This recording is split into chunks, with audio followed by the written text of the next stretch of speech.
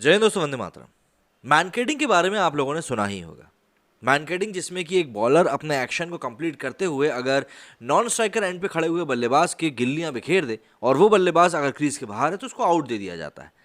इसमें कई सारी कंट्रोवर्सीज भी जुड़ी हुई हैं। कई लोगों को ये सही लगता है, कई लोगों को ये गलत लगता है, कई लोगों को ये खेल भावना के विपरीत लगता है। लेकिन अगर हम क्रिकेट के नियमों की बात करें तो नियमों के अंतर्गत ये वाकई में एक आउट कहलाता है।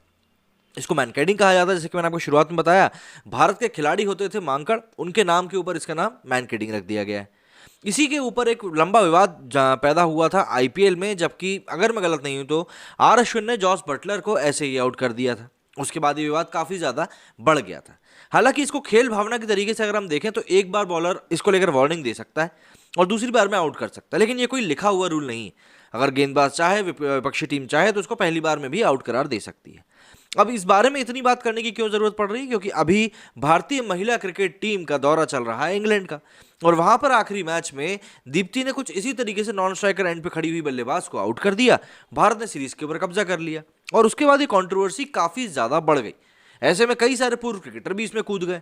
अब मुझे एक चीज समझ में नहीं आ रही है कि जब विदेशों में ऐसी चीज करी जाती है तब उन चीजों को बिल्कुल भी मतलब अननोटिस कर दिया जाता है, लेकिन जब इंडियंस ऐसा कुछ भी करते हैं तो बिल्कुल उनके सर पर चढ़ दिया जाता है।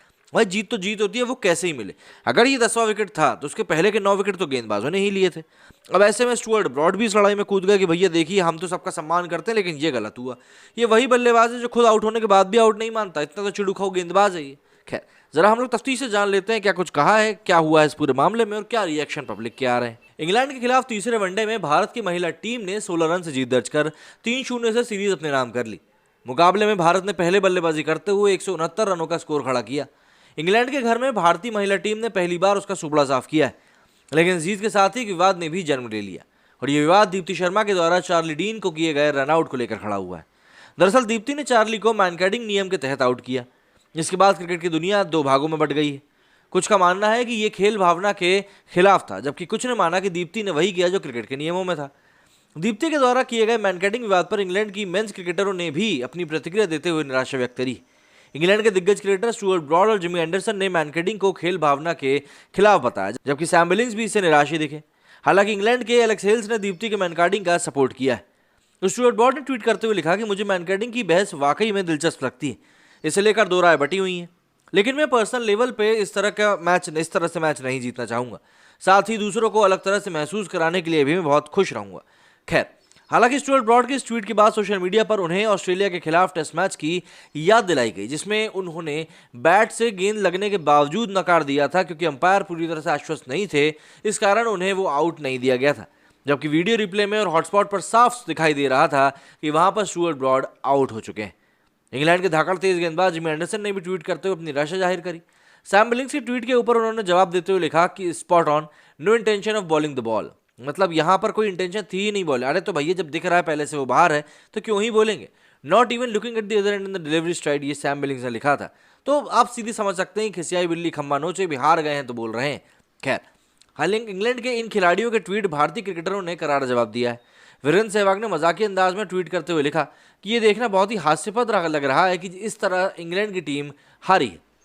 पूर्व क्रिकेटर और कमेंटेटर आकाश चोपड़ा ने कहा कि बहुत बढ़िया दीप्ति शर्मा, आपने जो किया वो बिल्कुल सही था और टीम इंडिया को बधाई जिस तरह से इंग्लैंड की धरती पर उनको क्लीन स्वीप किया है। इंग्लैंड क्रिकेट टीम के मौजूदा क्रिकेटर एलेक्स हेल्स ने दीप्ति का समर्थन किया। हेल्स ने ट्वीट करके लिखा कि गेंद हाथ से नहीं निकली थी। मैं इस घटना के बारे में जरूरी बात नहीं कह रहा हूं, लेकिन सामान्य तौर पर सिर्फ मैनकेडिंग मुद्दे की बात कर रहा हूं।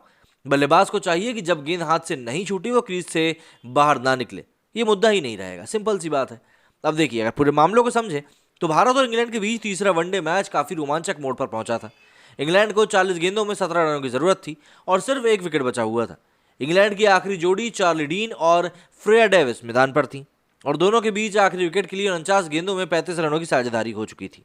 उसी समय हरमनप्रीत कौर ने दीप्ति शर्मा को गेंद थमाई और उन्होंने 44वां ओवर डालना शुरू किया। चार्ली पहली गेंद पर रन लेकर नॉन स्ट्राइकर एंड पर चली गई, जबकि दूसरी गेंद पर डेविस रन नहीं ले पाई। इसके बाद तीसरी गेंद पर दीप्ति ने गेंदबाजी के दौरान क्रीज से बाहर निकल चुकी चार्ली डीन को नॉन स्ट्राइकर एंड पर खड़ी हुई रन आउट कर दिया, जिसे थर्ड अंपायर ने भी सही ठहराया और भारत जीत दर्ज करने में सफल हुआ। अब इसी को लेकर काफी बड़ा मुद्दा बना दिया गया है और वो भी ऐसा मुद्दा जिसको लेकर कोई भी कह सकता है कि भाई ये सही है या गलत। जितने मुंह उतनी बातें, ये भी कहा जा सकता है। पियर्स मॉर्गन, जो कि काफी विवादास्पद एक पत्रकार रहे हैं, उन्होंने लिखा कि absolutely pathetic way to win a cricket match, the whole India team should be ashamed of themselves. खैर, मैं इनको यही कहना चाहूंगा, क्रिकेट का पैदा करने वाला इंग्लैंड ही है, तो कुछ नियम उनके ही बनाए हुए हैं। तो इसी का जवाब देते हुए भारत आर्मी ने लिखा कि यू स्टार्टेड इट पियर्स, मतलब कि यहाँ पर लगान में जो हुआ था उसी का बदला यहाँ पर दीप्ति शर्मा ने लिखा है। अगर क्रिकेट के इतिहास की बात करें तो इतिहास में मैनकेडिंग की पहली घटना 1947-48 में भारत और ऑस्ट्रेलिया सीरीज के दौरान हुई थी, जब भारत के स्टार ऑलराउंडर वीनू मांकड़ ने दूसरे टेस्ट में बिल ब्राउन को इसी तरीके से आउट किया था। इसके बाद ऑस्ट्रेलिया की मीडिया ने इसे मैनकार्डिंग का नाम दे दिया था। 4 साल पहले आईपीएल में रोहित अश्विन ने जॉस बटलर को मैनकार्डिंग किया था, तब भी लोगों ने इसकी काफी आलोचना करी थी। लेकिन देखिए, बात वही है कि अगर कोई चीज नियमों के अंतर्गत हो रही है तो उसको लेकर सवाल खड़ा करना मुझे समझ में नहीं आता। अपार्ट फ्रॉम दैट, अगर आपको याद हो तो ग्रेग चैपल ने भी एक बार ऐसा ही किया था। आखिरी बॉल पर जीतने के लिए 4 या 5 रन की दरकार थी न्यूजीलैंड को, और इन भाई साहब ने सुर्री गेंद डाल दी थी। बाद में हालांकि इसको लेकर नियम बदल दिए गए, लेकिन आज की डेट में अगर हम इसको विस्तार के रूप में देखें तो चीजें काफी हद तक बदली हुई सी दिखाई देती हैं। मैनकार्डिंग को लेकर अगर इतनी ही समस्या है तो नियम बदले जाने का भी ऑप्शन खुला हुआ है, लेकिन उसके बारे में कोई कुछ नहीं करता। आपका इस बारे में क्या कहना है, मुझे कमेंट करके जरूर बताएं। मेरे से फिलहाल इतना ही। जय हिंद, जय भारत।